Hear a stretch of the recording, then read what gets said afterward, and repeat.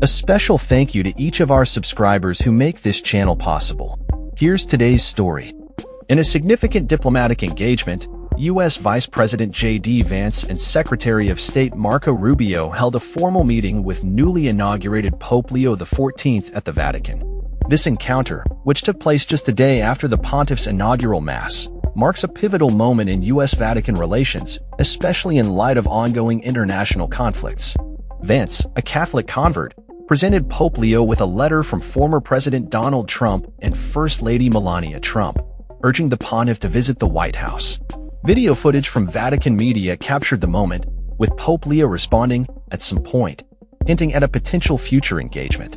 The meeting was initially private, with Vance and Leo exchanging gifts that included 2 seminal works by St. Augustine and a Chicago Bears t-shirt emblazoned with Pope Leo XIV.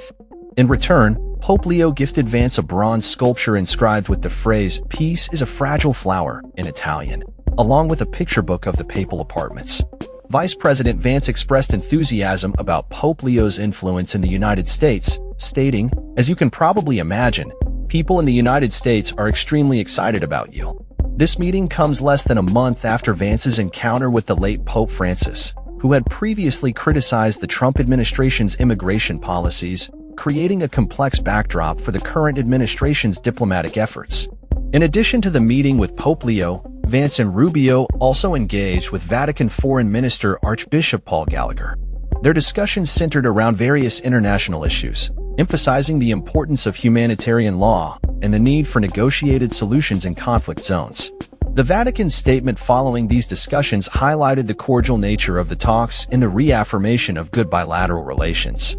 This diplomatic mission is set against a backdrop of tensions, with the papacy publicly critiquing Vance's interpretation of Catholic teachings and the Trump administration's stance on immigration. Conversely, conservative commentators have voiced concerns regarding the pontiff's progressive values, complicating the relationship further.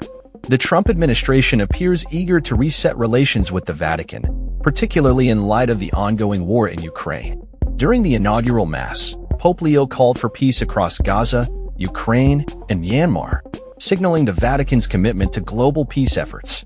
In a related development, a source from the Ukrainian delegation revealed that Vance and Rubio had also met with Ukrainian President Volodymyr Zelensky, highlighting the U.S. administration's proactive approach to international diplomacy. President Trump is expected to engage with both Zelensky and Russian President Vladimir Putin soon, aiming to facilitate discussions around a ceasefire in Ukraine.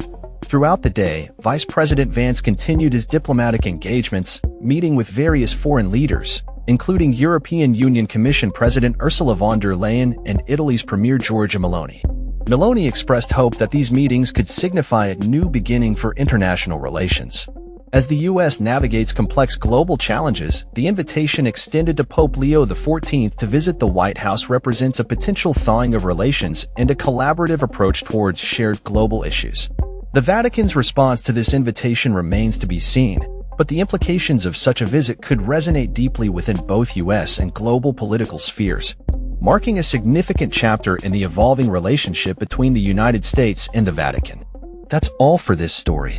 We upload videos every day covering many different subjects, so hit that subscribe button to stay informed. Thanks for watching.